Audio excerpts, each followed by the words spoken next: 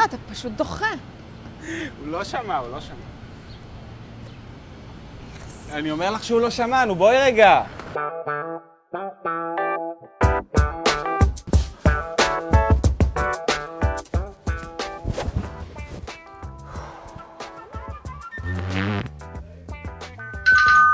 רגע!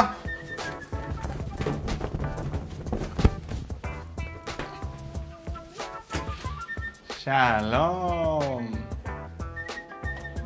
מה שלומך? זה פיקוס אורני, כמו שאת רואה אותו, גדל פה טבעי. איך היין? איך הריח שלו? ריח טוב, אה? איזה פירות את מזהה?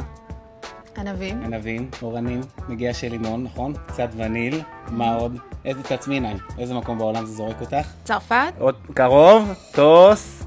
טוסקנה, נכון? מרגישה טוסקנה שלוק ביחד של אהבה?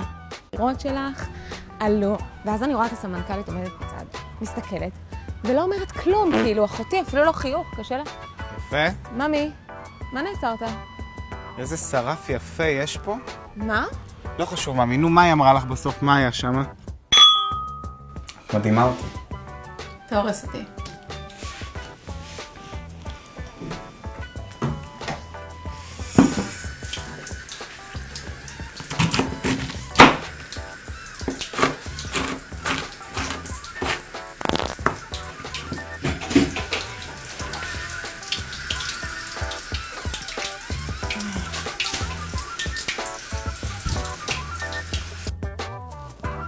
עדן, כמה סוכר? 1.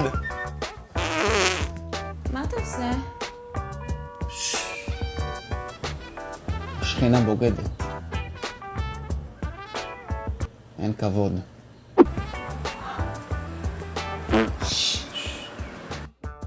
מהפכה של שמחה, כי כולנו משפחה. אבל מה אמרנו?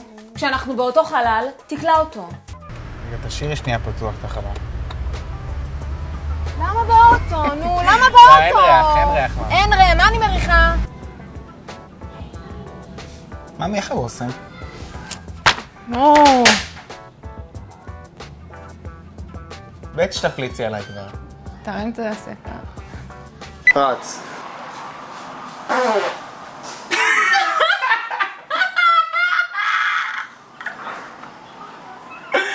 רעים שלי.